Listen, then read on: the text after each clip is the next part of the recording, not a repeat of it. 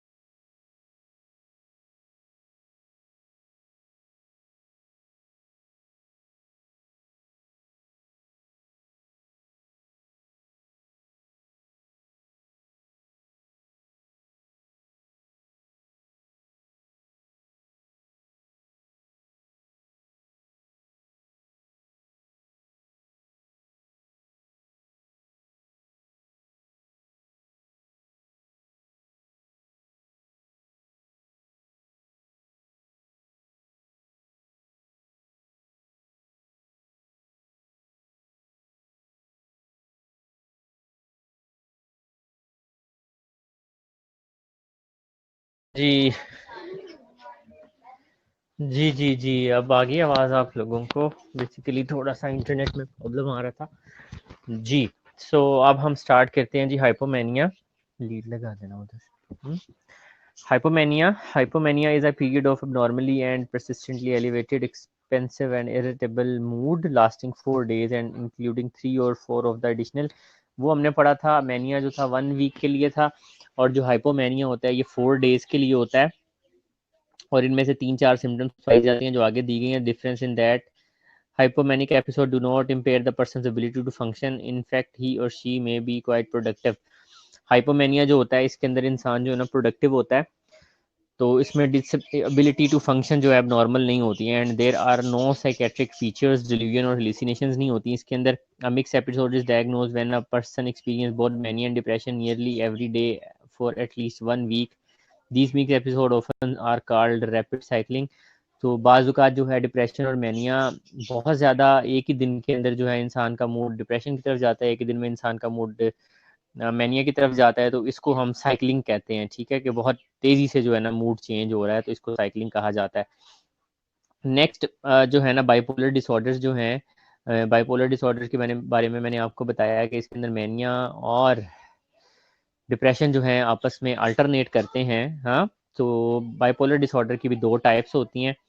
पहले जो एक को बाइपोलर 1 डिसऑर्डर्स कहते हैं और एक को बाइपोलर 2 डिसऑर्डर कहते हैं. बाइपोलर 1 डिसऑर्डर जो है 1 और मोर मैनिक और mixed episode usually accompanied by major depressive episode, के एक हफ्ते का एक मैनिया का एपिसोड आता है या फिर मिक्स्ड एपिसोड. मिक्स्ड एपिसोड का मतलब कि उसके अंदर डिप्रेशन भी होता है, मैनिया भी होता है, डिप्रेशन भी होता है, मैनिया भी होता है. दिन में जो साइकिल है ना वो चलता है, और उसके बाद एक लॉन्ग जो है मेजर डिप्रेशन का जो है वो एपिसोड आता है, date can be of 2 to 3 weeks. और इस तरह से इसी तरह जो बाइपोलर 2 डिसऑर्डर है इसके अंदर क्या होता है 1 और मोर मेजर डिप्रेसिव एपिसोड. हाँ,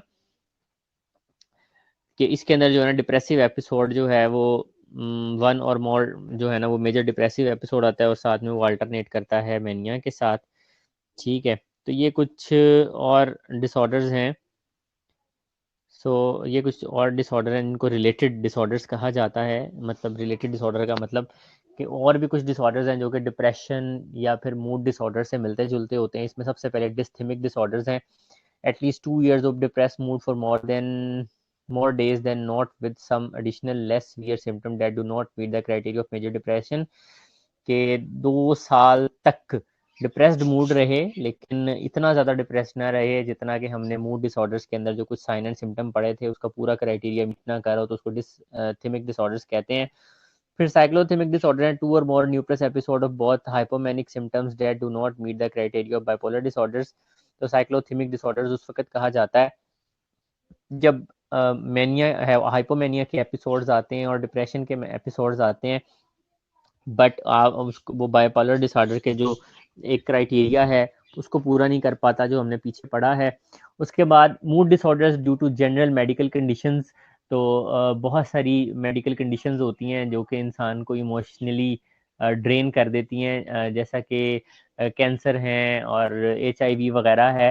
तो इसकी वजह से भी बाज़ मूड जो है वो लो रहता है, तो उनको mood disorder due to general medical conditions कहा जाता है, जैसा कि डिजेनरेटिव डिजीजेज हैं, सेरेब्रोवास्कुलर डिजीजेज हैं, मेटाबॉलिक एंडोक्राइन डिजीजेज जैसा कि डायबिटीज़ है, ऑटोम्यून डिजीज हैं. वो डिजीजेज जो कि क्रॉनिक होती हैं और उनका कोई ट्रीटमेंट नहीं होता, तो उनके अंदर जो है बेसिकली ये जो है उनको mood disorder due to general medical conditions कहा जाता है. उसके बाद सब्सटेंस इंड्यूस्ड मूड डिसऑर्डर्स या बाइपोलर डिसऑर्डर्स हैं. कुछ लोग ड्रग अब्यूज़ करते हैं और ड्रग अब्यूज़ की वजह से ड्रग के कुछ साइन एंड सिम्टम्स इस तरह के होते हैं जो वो मूड डिसऑर्डर्स की तरह के लगते हैं, तो उनको ड्रग इंड्यूस्ड मूड डिसऑर्डर्स कहा जाता है. आगे जी बड़ा एक आप समझ सकते हैं कि बड़े इंटरेस्टिंग किस्म के डिसऑर्डर्स आ रहे हैं, विंटर डिप्रेशन और फॉल ऑनसेट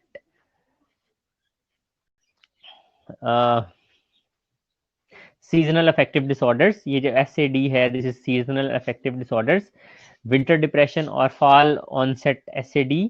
तो जब भी सर्दियों का मौसम आने लगता है और उस वक्त जो लोग सैड सैड रहना शुरू हो जाते हैं, मूड लो लो रहना शुरू हो जाता है, तो उसको विंटर डिप्रेशन या fall onset seasonal affective disorder कहा जाता है. इसमें क्या क्या होता है कि जी इंक्रीज स्लीप हो जाती है, भूख नहीं लगती, इसी तरह भूख भी बाज़ वक़्त बढ़ भी सकती है, कम भी हो सकती है, मीठा खाने को बहुत दिल करता है, वेट गेन हो जाता है, इंटरपर्सनल कन्फ्लिक्ट्स बहुत ज़्यादा होने लग जाते हैं, लोगों से लड़ाइयाँ होने लग जाती हैं और इंसान इरिटेबल हो जाता है। तो इसको विंटर डिप्रेशन और fall onset seasonal affective disorder कहते हैं। इसी तरह बाज़ लोगों के साथ ये सेम सिलसिला जो है ना बहार के मौसम में होता है, उसको spring onset seasonal affective disorder कहते हैं। नींद नहीं आती, वेट लॉस होता है और पुअर एपिटाइट हो जाती है उन लोगों की। हाँ जी, है किसी को ये winter fall onset seasonal affective disorder या विंटर डिप्रेशन जी? है कोई? हाँ, तो ये तकरीबन सब लोगों के साथ जो है ना पाया जाता है। उसके बाद आता है पोस्टपार्टम ब्लूज। पोस्टपार्टम ब्लूज आप जानते होंगे कि पोस्टपार्टम पीरियड के अंदर बच्चे को पैदाइश के बाद माँ जो है उसके अंदर एक डिप्रेसिव सा जो है ना वो एपिसोड्स आ जाते हैं, तो उनको पोस्टपार्टम ब्लूज कहा जाता है। फीमेल्स जो है ना वो रोती हैं और सैडनेस के स्पेल्स आते हैं, इंसोम्निया होता है और एंजाइटी फॉर 1 to 7 days, ठीक है, पोस्टपार्टम के बाद। चलें, अच्छी बात है जी, चलें अच्छी बात है, सही है। सो पोस्टपार्टम ब्लूज कहा जाता है इसे। और उसके बाद पोस्टपार्टम ब्लूज जो है ये एक थोड़ी लेस सीवियर कंडीशन है, उसके बाद एक मोर सीवियर कंडीशन आती है जिसको पोस्टपार्टम डिप्रेशन कहा जाता है। तो ये भी पोस्टपार्टम डिलीवरी के बाद जो है वो हो जाता है major depression within 4 weeks postpartum. कि डिलीवरी के 4 होने के बाद 4 वीक के अंदर अंदर अगर मेजर डिप्रेशन जो हमने बिल्कुल स्टार्टिंग में उसके साइन एंड सिम्टम और क्राइटेरिया पढ़ा था अगर हो जाए तो उसको पोस्टपार्टम डिप्रेशन का नाम दिया जाता है। नेक्स्ट वी हैव पोस्टपार्टम साइकोसिस। तो पोस्टपार्टम साइकोसिस के अंदर जो है ना डिटैचमेंट फ्रॉम द रियलिटी हो जाती है, हेलुसिनेशन और डिल्यूजन होने लग जाती हैं with in 3 weeks postpartum. Delivery के 3 वीक के अंदर अंदर अगर कुछ हेलुसिनेशन होने लग जाए, इल्यूजन्स या डिल्यूजन होने लग जाए, ठीक है, तो उसको हम पोस्टपार्टम साइकोसिस कहेंगे। उसके बाद प्री मेंस्ट्रुअल डिस्फोरिक डिसऑर्डर होता है।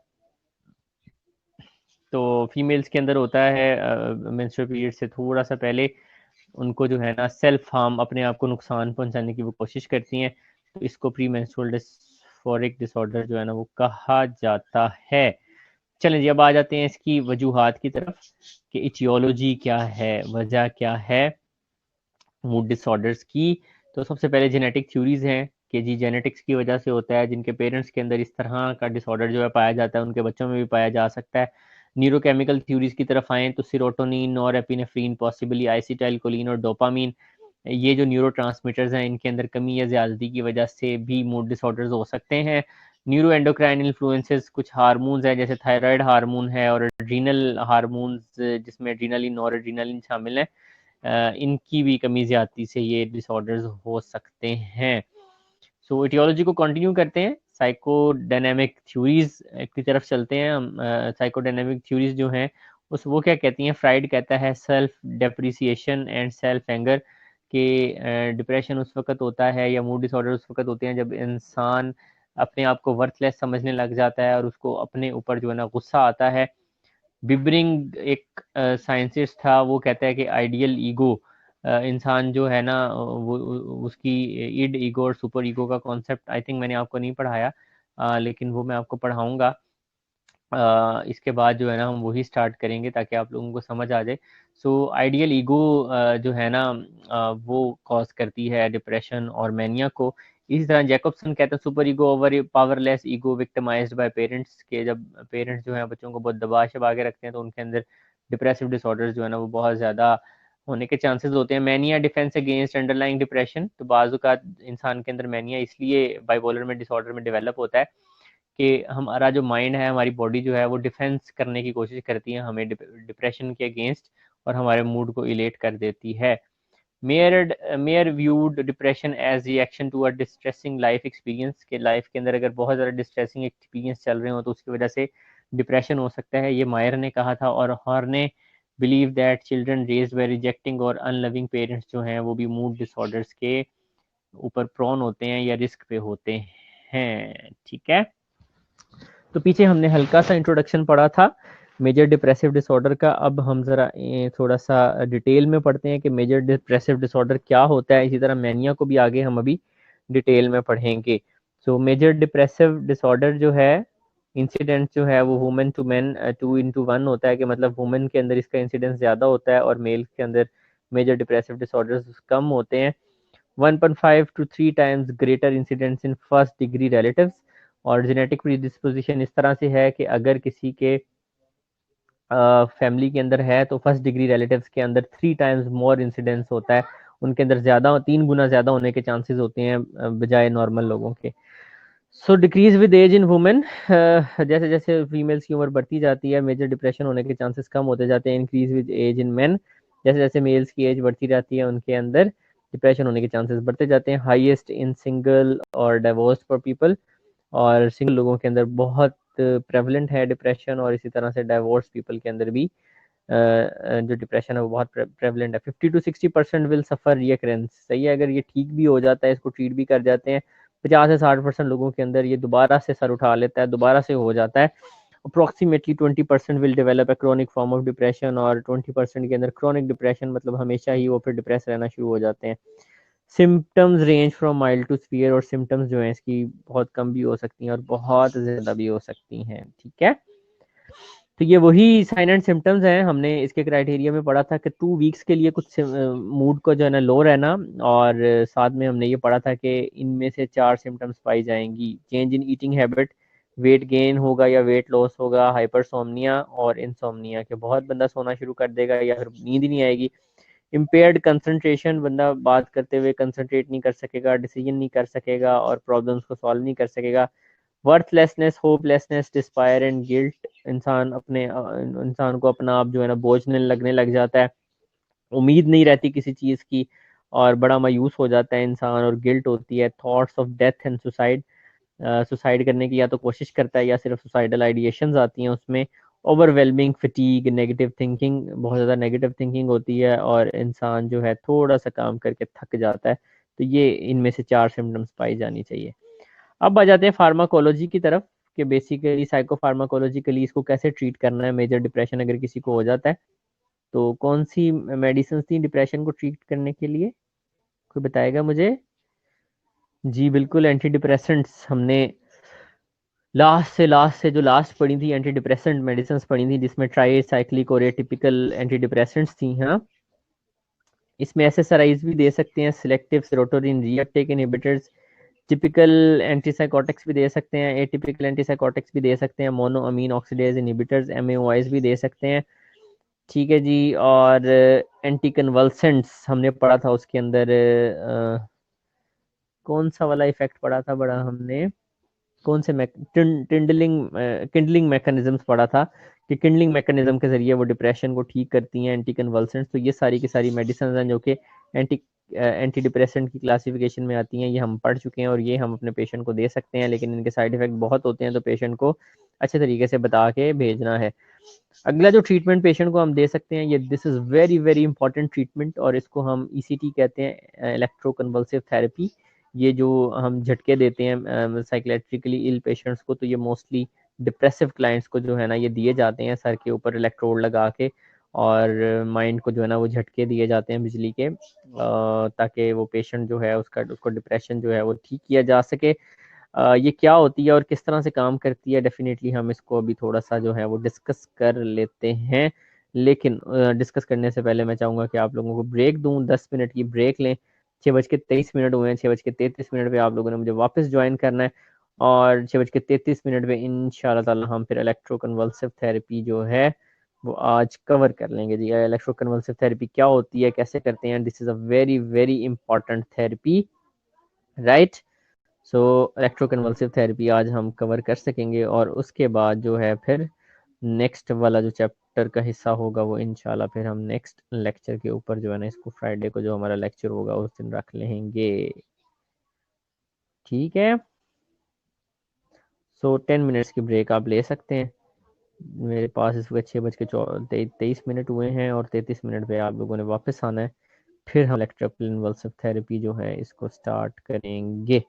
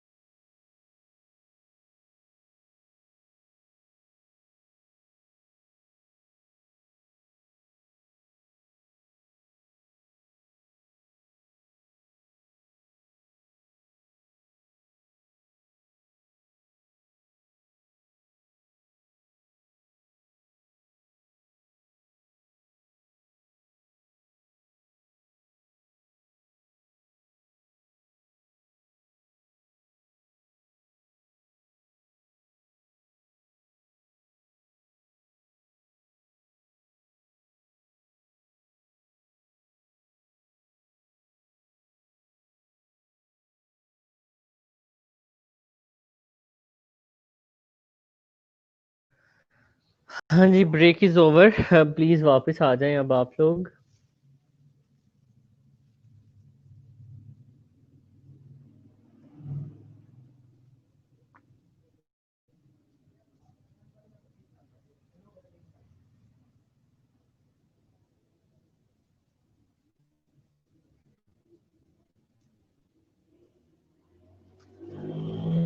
हाँ जी, बाकी लोगों को भी बता दें break is over, so please join back. अब हम ईसीटी स्टार्ट करते हैं जी, इलेक्ट्रोकन्वल्सिव थेरेपी, जो कि मोस्टली बाइपोलर डिसऑर्डर या फिर जो है मेनिया और डिप्रेशन के पेशेंट्स की जाती है। इलेक्ट्रोकन्वल्सिव थेरेपी, इनको झटके दिए जाते हैं। ठीक है, सो प्लीज़ बाकी सबको कहीं ज्वाइन कर लें। ईसीटी का टॉपिक बहुत इंपॉर्टेंट है। ये class ECT is very important. Please ask them to join.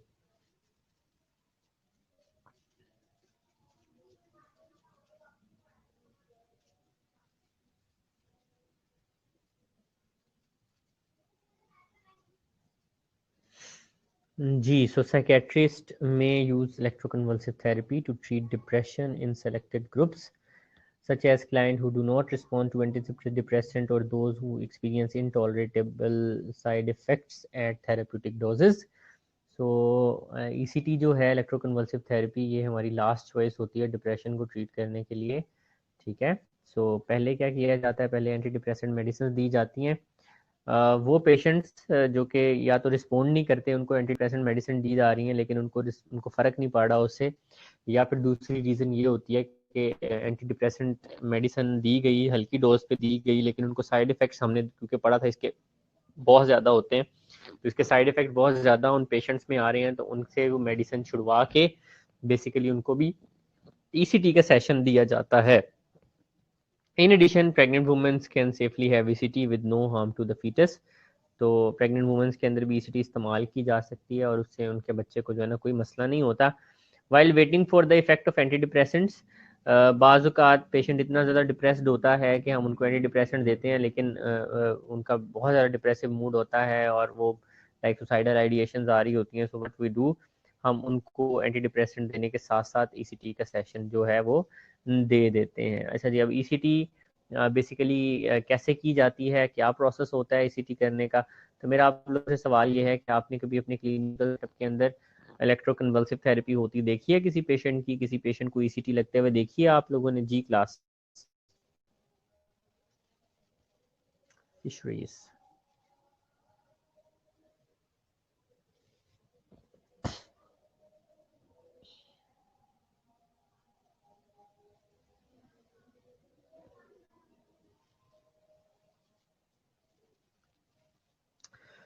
अच्छा जी, नहीं देखा, चलें फिर हम इसका जो है ना प्रोसीजर एक दफ़ा लेके चलते हैं कि ईसीटी बेसिकली कैसे की जाती है। हाँ, मूवी में देखा है। मूवी में और ओरिजिनल करने में बहुत फ़र्क होता है जी, तो इसके कुछ ख़ास प्रोटोकॉल्स होते हैं जब भी किसी पेशेंट को ईसीटी लगानी होती है। So it is ECT involves application of electrodes to the head of the client to deliver an electrical impulse to the brain, this causes a seizure. ठीक है, तो बेसिकली इलेक्ट्रोड लगाए जाते हैं दोनों तरफ, आप देखते हैं हैंडल से बने होते हैं, वो पेशेंट को लगाए जाते हैं और झटका दिया जाता है।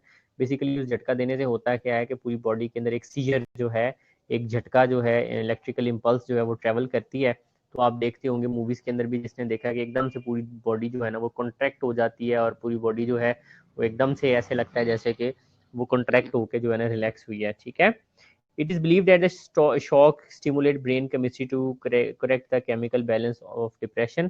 So सोचा ये जाता है, इसका मैकेनिज्म ऑफ एक्शन ये है कि ये जो एक शॉक देते हैं, इलेक्ट्रिकल इम्पल्स ब्रेन में से पास करते हैं, बेसिकली ये जो केमिकल या न्यूरोट्रांसमीटर्स का जो बैलेंस कम हुआ होता है या इम्पेयर हुआ होता है, ये उसको करेक्ट करती है इलेक्ट्रिकल इम्पल्स। हाँ, और उसके बाद है जी, client usually receive a series of 6 to 15 treatments, और मोस्टली इन क्लाइंट को सिर्फ एक सेशन नहीं लगाना होता, मतलब एक दफ़ा लगा दिया तो ठीक हो गया, ऐसा नहीं होता।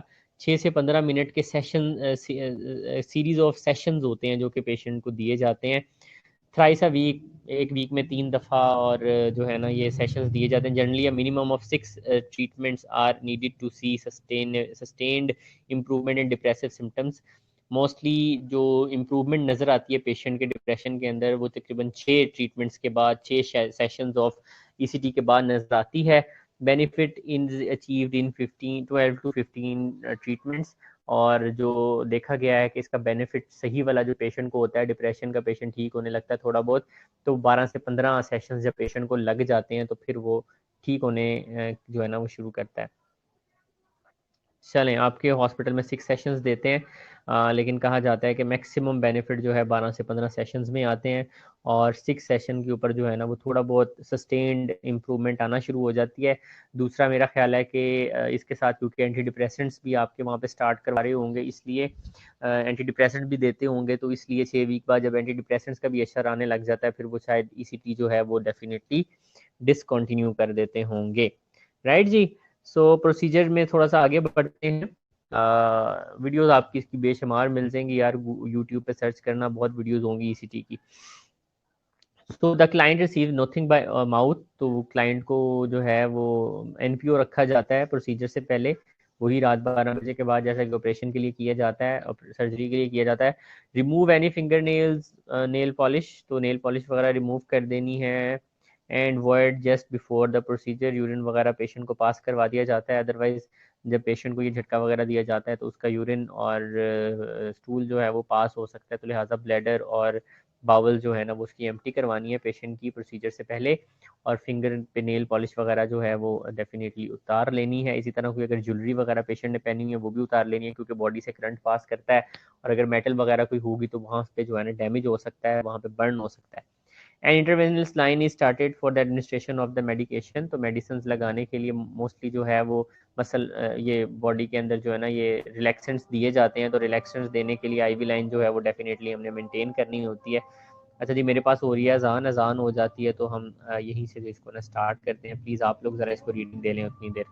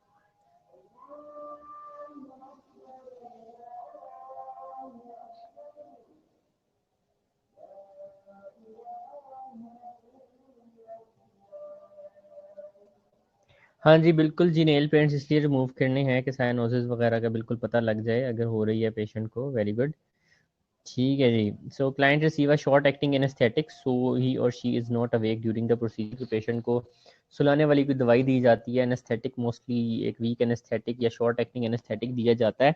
Next he or she receive a muscle relaxants या पैरालिटिक दिया जाता है। मसल रिलैक्सेंट मसल्स को रिलैक्स करने के लिए, जिसमें succinylcholine with relaxes all muscles. Electrodes are placed on the client's head, one on either side, on both on the one side, तो यूनिलैटरल भी हो सकते हैं इलेक्ट्रोड और बाईलैटरल भी हो सकते हैं। ठीक है, तो इलेक्ट्रोड पेशेंट के सर पे लगा दिए जाते हैं मखसूस जगहों पे। The client receive oxygen and is assisted to breathe with, और पेशेंट को ऑक्सीजन दी जाती है और एम्बो बैग के जरिए ब्रेथ्स भी दिए जाते हैं। ठीक है जी। Next, we have he or she generally begins to waken after a few minutes. Vital signs are monitored and the client is assessed for the return of gag reflex. तो vital science patient के लिए जाते हैं जब patient होश में आ रहा होता है, और साथ में उसका गैग रिफ्लेक्स चेक किया जाता है। गैग रिफ्लेक्स क्या है? ये जो हमारे निकलने का रिफ्लेक्स होता है इसको गैग रिफ्लेक्स कहते हैं। After ECG treatment the client में बी माइल्डली कंफ्यूज्ड और briefly disoriented, he or she is very tired and often has a headache. Mostly जब क्लाइंट को ये झटके दे दिए जाते हैं और ईसीटी कर दी जाती है तो उसके बाद जब पेशेंट उठता है तो वो एक तो कंफ्यूज्ड होता है, दूसरा थोड़ा सा डिसोरिएंटेड भी लग सकता है आपको, और इसके अलावा वो पेशेंट बहुत थका होता है जैसे बहुत मीलों का सफ़र करके, और उसको हेडेक भी जो है वो साथ में हो सकती है। ठीक है, तो ये आप देख सकते हैं यूनिलेटरल और बायलेटरल जो हमारे इलेक्ट्रोड्स होते हैं जिससे करंट दिए जाते हैं, तो ये हैंडल से बने हुए हैं, और इसके ज़रिए जो है ना वो करंट दे दिया जाता है। नाउ लेट अस सी के क्या प्रॉब्लम्स क्या आ सकती हैं ईसीटी के बाद, क्योंकि ईसीटी कोई आसान प्रोसीजर नहीं है, this is a difficult thing, और इसके साथ बहुत सारे रिस्क जो हैं वो एसोसिएटेड होते हैं। तो मेमोरी प्रॉब्लम आ सकती है, एक्यूट कन्फ्यूजनल स्टेट, बंदा थोड़ा डिलीरियम सा फील करता है, एमनेजिया हो सकता है एंटीग्रेड और रेक्टोरोग्रेड, मतलब उस प्रोसीजर से जस्ट पहले की चीज़ों के बारे में एमनेजिया हो सकता है, प्रोसीजर के बारे में और उसकी थोड़ी सी बात की चीज़ों के बारे में एमनेजिया हो सकता है। इंक्रीज इंट्राक्रेनियल प्रेशर भी हो सकता है, myocardial infarction or increase intracranial pressure और myocardial infarctions are contraindicated for ECT. अगर किसी को रेज्ड आईसीपी है उसका या फिर एमआई है तो डेफिनेटली उसको हमने इलेक्ट्रोकन्वर्सिव थेरेपी नहीं दे सकते, दिस इज कॉन्ट्राइंडिकेटेड। ठीक है। अदर ट्रीटमेंट मोडेलिटीज़ हैं, अदर ट्रीटमेंट मोडेलिटीज़ के अंदर साइकोथेरेपी आ जाती है। पहले हमने मेडिसिन पढ़ी जिनको एंटी डिप्रेसेंट्स कहते हैं, 4-5 ग्रुप्स थे एंटी डिप्रेसेंट्स के, वो हमने डिस्कस कर लिए। उसके बाद हमने ईसीटी पढ़ी, डिप्रेशन के पेशेंट, मेजर डिप्रेशन के पेशेंट को दे सकते हैं। उसके बाद अब साइकोथेरेपी पे आ जाते हैं। तो साइकोथेरेपी कंबाइंड विद मेडिकेशन देना बहुत ज़रूरी होती है, अकेली मेडिसिन जो है वो पेशेंट के ऊपर असर नहीं करती, ना ही अकेली एंटीग्रेड जो है, एंटीग्रेड और रेट्रोग्रेड का मतलब है एंटीग्रेड प्रोसीजर के दरमियान या बाद में, और रेट्रोग्रेड जो है वो उससे पहले वाला जो है वो उसको कहते हैं।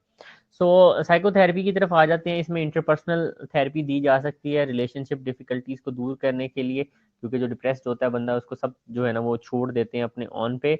बिहेवियरल थेरेपी दी जाती है, री enforcement of the positive interaction, कि पेशेंट आइसोलेटेड ना रहे, लोगों के साथ इंटरेक्ट करे और सुसाइडल आइडिएशन उसे ना आए, बिहेवियरल थेरेपी में ये किया जाता है।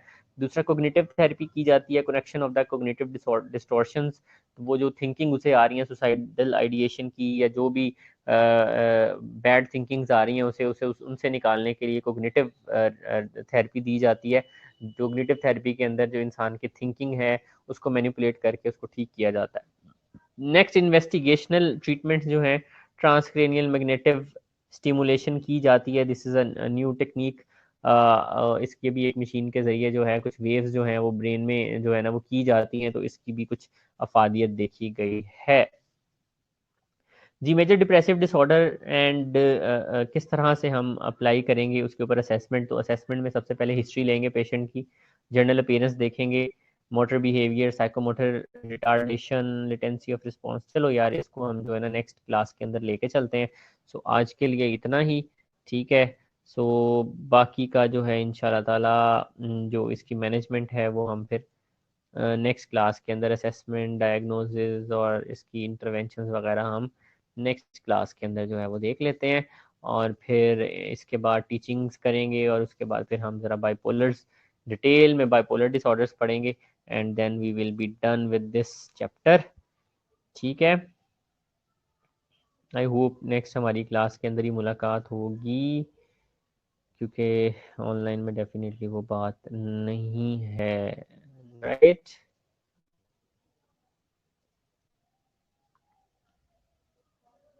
हाँ जी, एंड पे थोड़ा सा सुसाइड के बारे में भी पढ़ेंगे हम, और सुसाइडल आइडिएशंस को कैसे मैनेज करना एंड ऑल दैट। सो यहीं पे हम इसको ख़त्म करते हैं। प्लीज़ सीआर अगर आप अटेंडेंस लगा लो, आप लोग अपनी अटेंडेंस बोल दें, सीआर आपकी अटेंडेंस ले लेती हैं और वो फिर मुझे सेंड कर दें। चलें जी, take care of yourself, हाफ़िज़।